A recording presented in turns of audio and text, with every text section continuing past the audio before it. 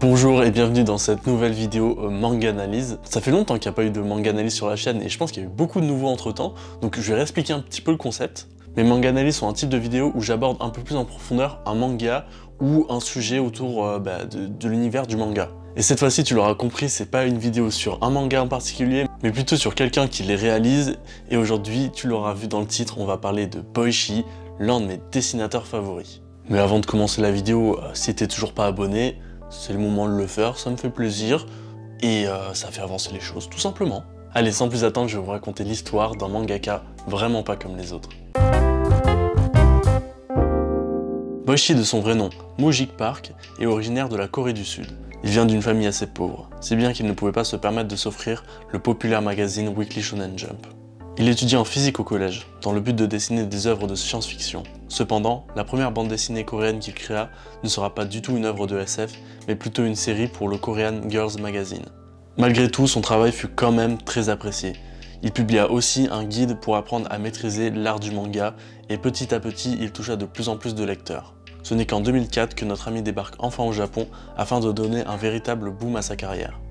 Mais en arrivant dans le pays du soleil levant, ça va pas du tout se passer comme vous l'imaginez pour Boichi, puisqu'il va commencer à dessiner des séries de mangas érotiques, plus communément appelées hentai, avec notamment Lovers in Winter. Cependant, Boichi déclara en interview que ce n'est pas vraiment par nécessité pour vivre qu'il dessinait ces hentai, mais c'était plutôt parce que il en avait envie, tout simplement. Il avait envie de dessiner ce genre d'histoire, ce genre de trucs un peu spécial, on va dire. Et c'est là que certains doivent comprendre pourquoi Boichi sexualise autant les femmes dans ses mangas. Mais bon, ça on y reviendra un peu plus tard quand on parlera du style de Boichi. En 2006, il sortait sa première série Sunken Rock, qui sera prépubliée dans le magazine bi-hebdomadaire de seinen Young King. Pour ceux qui ne connaissent pas encore cette série, c'est un manga qui parle d'un random qui va se retrouver à la tête d'un gang coréen. Sunken Rock est vraiment un manga de combat. La cohérence et la logique n'ont pas vraiment leur place dans cette œuvre, mais malgré tout avec ce manga, Boichi arrive à traiter de sujets assez lourds comme le racisme ou encore l'exploitation des idoles en Corée du Sud. Par exemple, dans Sunken Rock, Boichi aborde le racisme que les Coréens peuvent avoir envers les Vietnamiens, avec le personnage Kim Ban-Phuong. Faut savoir que les Sud-Coréens ont envoyé des centaines et des milliers de soldats durant la guerre du Vietnam pour soutenir les États-Unis. Donc la relation entre ces deux pays asiatiques n'est pas la meilleure qui soit. Cependant, il dira en interview que ce qu'il faut comprendre à travers le personnage de Kim Ban-Phuong, c'est qu'encore aujourd'hui, des personnes sont victimes de racisme. Il ne faut pas uniquement voir le racisme sud-coréen envers les Vietnamiens. D'ailleurs, pour aller au bout de ses idées, Boichi a décidé que l'ensemble des royalties de son tome 2 de Sunken Rock iront à l'association Humanitarian Services for Children of Vietnam. Toujours dans Sunken Rock, il abordera le sujet des idoles sud-coréennes qui sont surexploitées par leur agence et qui vivent un véritable enfer. Puis si tu veux en savoir plus sur ce sujet, il y a Tev de Ici Japon qui a fait une excellente vidéo, tu la retrouveras en description.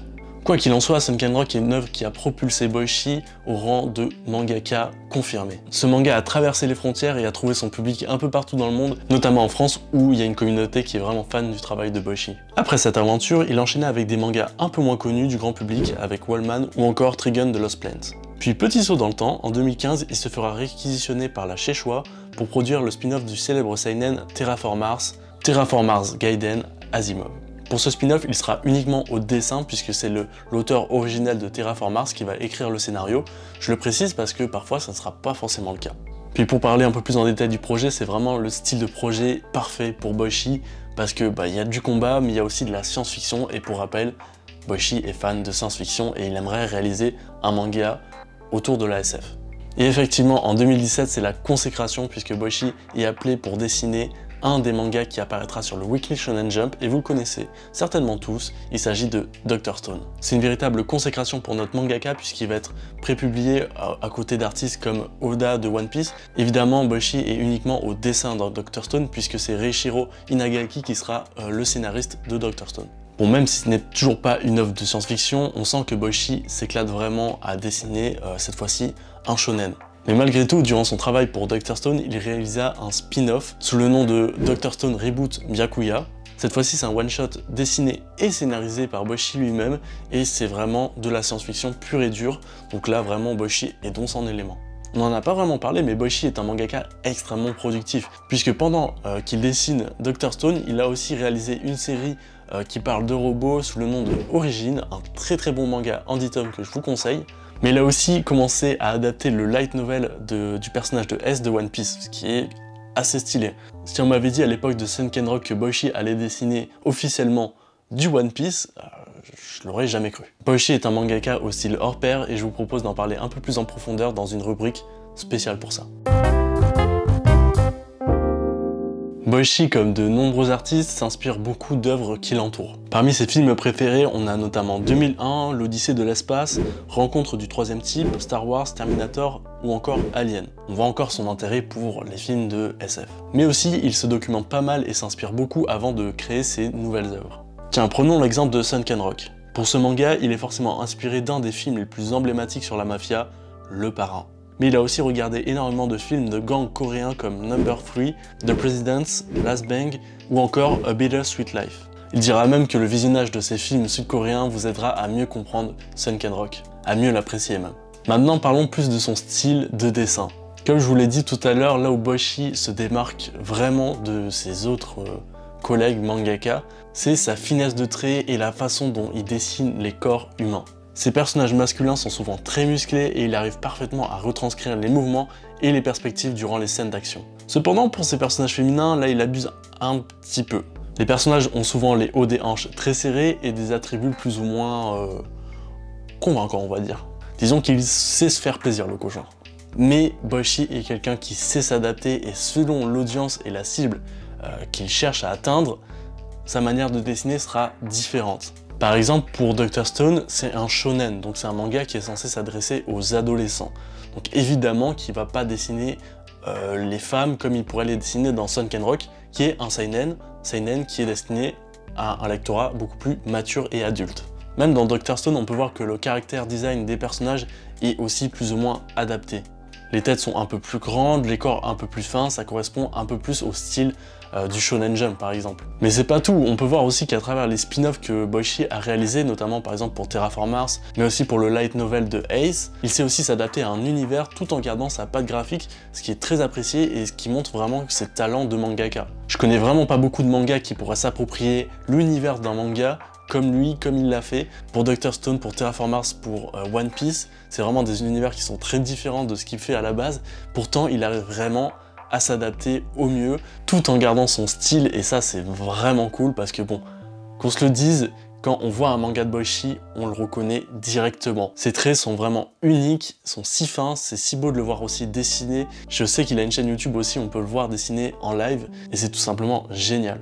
Mais malheureusement, son style comporte quelques failles. Ah oui, il faut bien avoir des défauts un petit peu dans la vie. Beaucoup de personnes lui reprochent que ses personnages se ressemblent énormément entre ses mangas. Et franchement, faut pas le nier, c'est vrai qu'il y a des personnages qui sont très ressemblants, les mêmes mâchoires, les mêmes coupes de cheveux. Même on peut voir que Senku de Dr. Stone a un petit air de Ken dans Sunken Rock. Mais on peut voir que les vieux aussi ont les mêmes mâchoires, enfin bref, il y a vraiment un format, un caractère design qui se répète peut-être un petit peu trop, et il devrait peut-être diversifier un petit peu le caractère design de ses personnages entre ses œuvres. Et évidemment, on peut aussi lui reprocher la façon dont il dessine les femmes, surtout dans Sunken Rock. La nudité dans une œuvre peut être intéressante si elle apporte un propos, cependant dans Sunken Rock, elle apporte rarement un propos intéressant, faut se le dire, c'est vraiment de la nudité gratuite pour se faire plaisir ou faire plaisir à ses lecteurs, ou faire du fanservice, je sais pas vraiment la volonté de l'auteur. Je sais qu'il se fait vraiment kiffer en dessinant ces scènes, mais quand ça n'apporte rien au récit, c'est vrai que c'est pas si intéressant que ça. Mais bon, on le pardonne et on va voir ensemble le futur de Boichi.